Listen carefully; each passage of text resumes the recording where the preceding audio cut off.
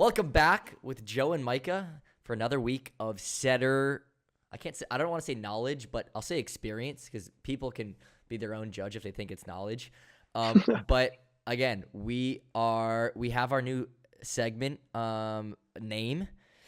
We got some really good feedback from it. And without further ado, we're going to get straight into it. Looking at some of the top middles in the world today, primarily with, like national teams. You'll see in a second here, but take a look at middle routes. We got a lot of feedback about that, people interested in that. So without further ado, do you practice safe sets? Because we advise against it. Welcome back to another episode of Sets Education with Micah and Joe over in Europe. One of the last few episodes of us in Europe here. So for a while, Argentina has been pretty creative with their middle attacking routes. And one of the newer guys that's kind of taken over for them is Loser. I hope I'm pronouncing that right. Spelled Loser. And number 8 for their national team. And he's actually going up against another guy who's the same age.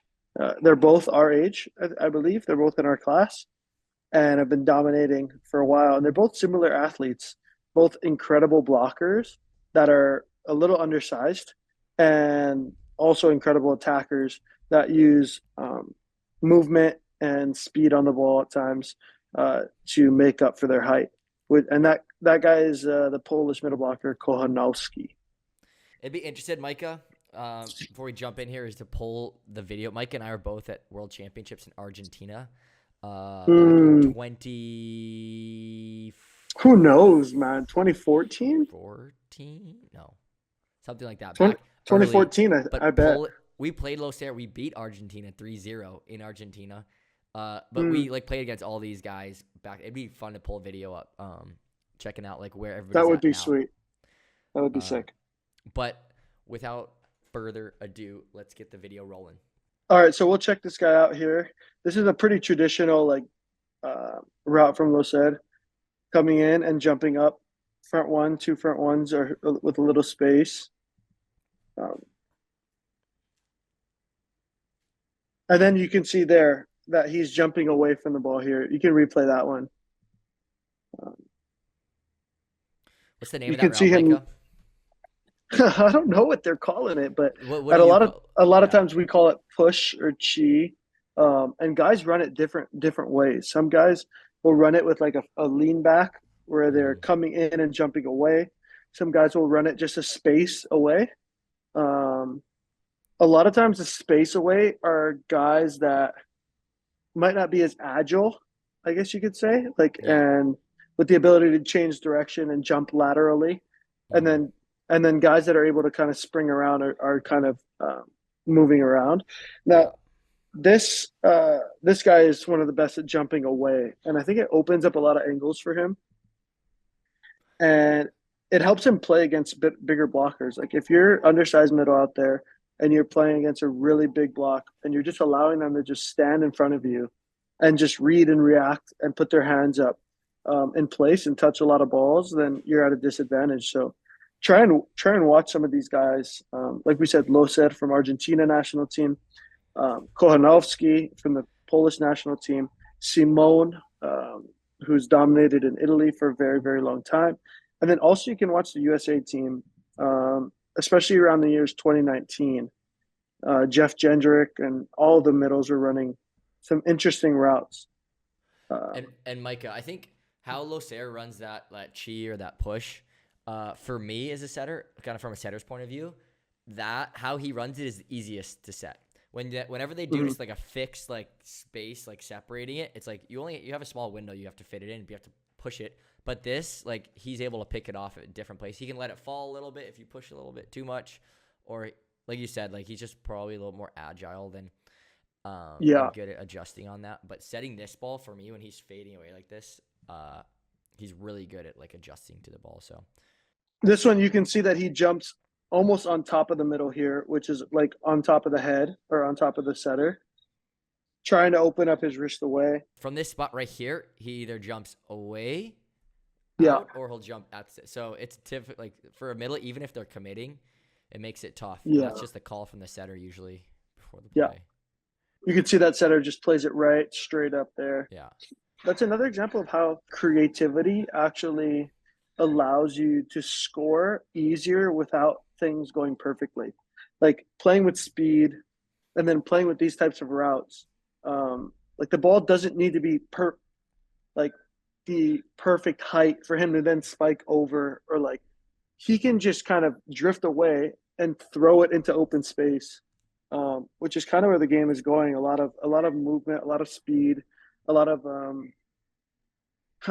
throwing, for lack of a better word, but I guess it's not throwing. This is, Micah, where we joke about it over summers, I think, and people think it's more of a joke from us. But playing short court stuff like this is where it comes to play. Like learn, like in these like small tight spaces, like just being able to find open court and being fast with the wrist, like all these small forms of volleyball, or baby court, or like grass. Like you learn how to do this stuff out there, and you see like a lot of like Argentina middles, or a lot of these middles who are super creative. Like they play other forms of volleyball all the time. Here in France, you see a bunch of middles that are really good at that type of stuff because they play like threes beach over summer, and they learn like how to do this different stuff from different positions rather than just being kind of like big and physical. Okay, guys, now we kind of flip the script. We're looking at it from Poland's side, and the middle here is Jakub Kochanowski, and we'll watch some of his routes and how he's opening up into space as well. You can see here that 22, I can already kind of tell, 22 is probably going to jump. He seems like he's in a position to like load, and we'll see if he commits in the right place. Oh, he touched. Commits in the right place. Short Okay, court. joust, another short court play. That's actually really like, I feel like that little play there, a lot of people don't even notice, but coaches and like people who watch volleyball, there's like so many middles who just don't react on that play. They just watch the ball over their head. And it's like fast turn, react, and push the ball. Like getting like a productive play out of that where they get the ball back or something is really important. And it like doesn't seem like much, but I see so many times like they just lose that point because they don't even react on the ball. Yeah, you can see the middle working hard to get available, which is also really important for middles. A traditional 31-7, however you want to call that. Jumping away like a little bit, you can see there. Coming in at a small angle and jumping straight up. Mm-hmm. And is able to open up the wrist away because of that jumping away. Again, jumping Nice in play. space instead of step closing to the setter. He kind of comes in at an angle, jumps straight up, and he's got all the court straight ahead of him. Jumping at the setter. That one, he closes on the ball. And you can see 22 now is kind of lost. Like Joe said, like it's crazy because you can Look be at in a yeah. you can be in a commit and just be in the wrong spot, which before really didn't happen. With this, especially now you have the speed of the BIC and all this, like you have to be really systematic about, okay, on this call, where's the BIC running? Like, and what's the timing of that? And that's why I think USA Volleyball, which we're going to take a look at here now, it's a good transition, does it better than anyone in the world because it's so like systematic. It's like this, on this play, this is everything that happens. Yeah. I play Yeah. here in France, and it's like, it's very like free for all, like kind of like run and shoot. Like everybody just kind For of goes sure. and you find them.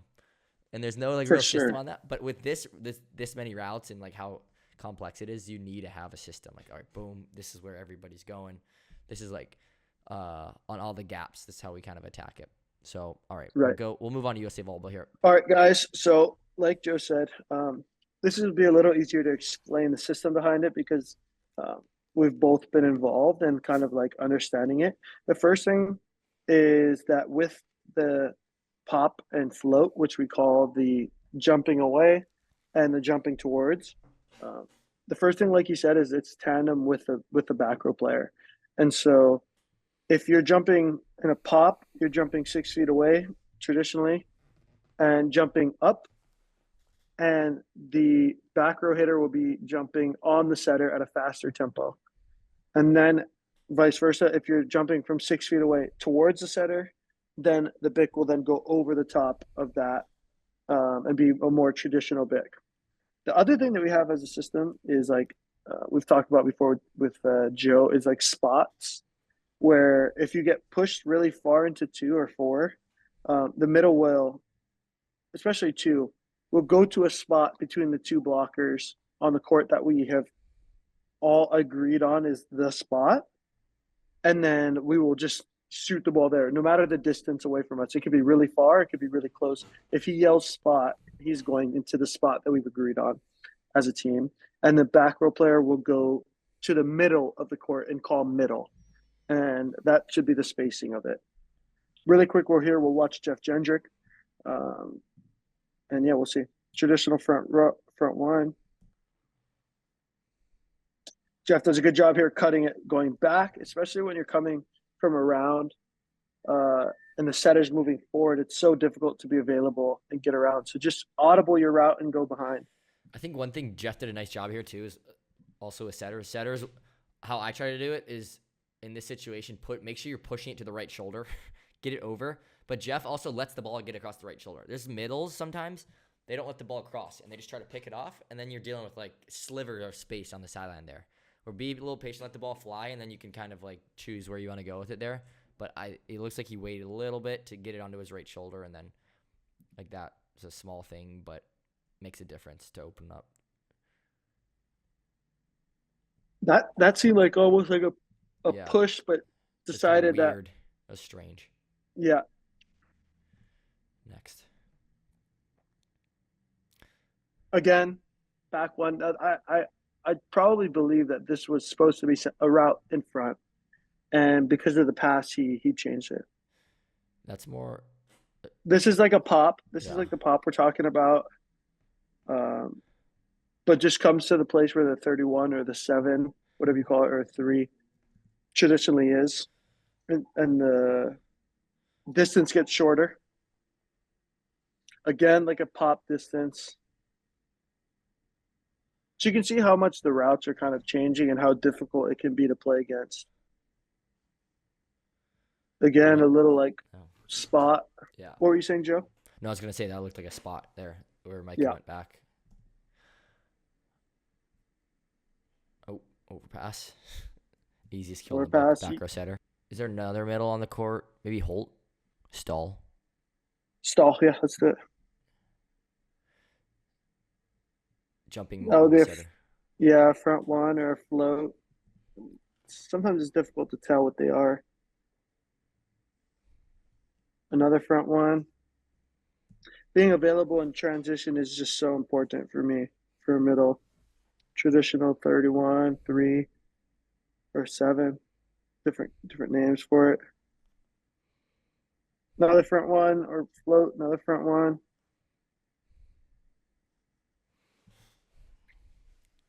They're playing pretty traditional. Brazil was all here. over the middles this match. They touched everything on him. He's got to win that. Nice. The other thing about overpasses really quick on plays like this is actually that you don't want to win them unless you're going to win them. Mm-hmm. And by win them, I mean the ball ends up on the other side of the court because down. We're getting a free ball back. Exactly. Like here, technically Mitch won and actually made a really smart play and went for looked like a swipe or a wipe, which is difficult for the middle of the court. But if you can somehow keep that ball on your side, your team will get a swing out of it instead of now them getting a swing out of it. It's really difficult, but it's almost like you want to touch it and then like keep it. Unless that you gotta, if you've got serious power, then go for the win and make sure that you win it. There's a lot of middles because they don't get, just being honest, middles don't get a lot of backcourt. There we go. There we go. Yeah, whoa, crazy. I don't think he purposely did it. Right. But it ended up working out better. Nice block. Oof. Nasty block. There we go. Okay, there we go. We got some drifting going on. You guys can see how Mitch is probably one of the gnarliest lateral jumpers. That was a lot of space he covered there. I've been around, and he's able to just drift an insane amount. That was like 5 to 6 feet there. He was. Yeah. That was impressive. It's a large distance. That's like 6-man. That's our 6-man combo. Yeah. He's touching them too, though. He's all over them. Oh! What just happened with their block? There's a miscommunication there. Oh! Screened each other. they were switching, but they didn't say who's going to go in front of the Yeah. other. But let's watch a Mitch one more time here because this is a nice like a drift too. You can see him jumping away and just how much space that opens up for his cutback.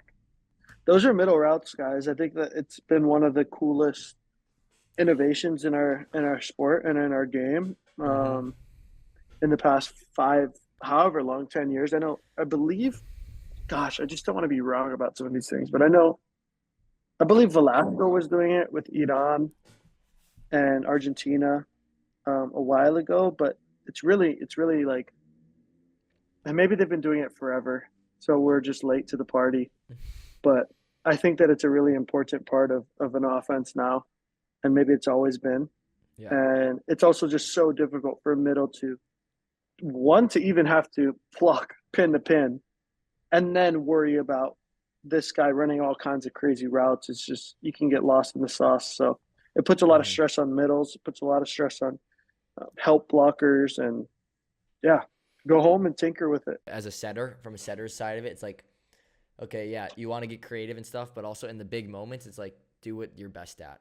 And like I think sometimes like people I've seen people overcomplicate it when it's just not where it's like, okay, like make sure you at the end of the day, in the important moments you do like what's working best, because I always think that's important as well. So I think there's like a variation of making sure that like experiment with everything, but then as a setter, it's your decision to make the best decision for the team too.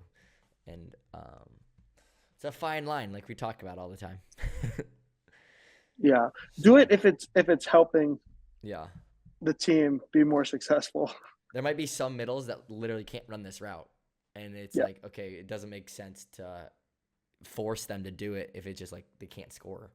So it's like it's stuff like that, like that. Like I think there's certain middles that you can run a fix and no one in the world can touch them. for sure. and then and then also like, at the same time, like this is can help. So you got to adjust your team, but it's cool stuff. We're going to let you guys go. Micah is in the middle of the finals right now. I'll be in the middle of the semis when this drops. Last couple weeks over here in Europe. But thank you guys, and continue to keep dropping comments. We look at all the comments of like what you guys want to hear about, and we keep trying to pull like the most liked as well. So keep liking the comments and liking the video, and go get some merch out of system.net. True. On top of that, we're going to be doing plenty of setter clinics this summer as well. So go sign up. They're all across the country. We'd love to work with you guys on stuff that we're talking about. And to the moon.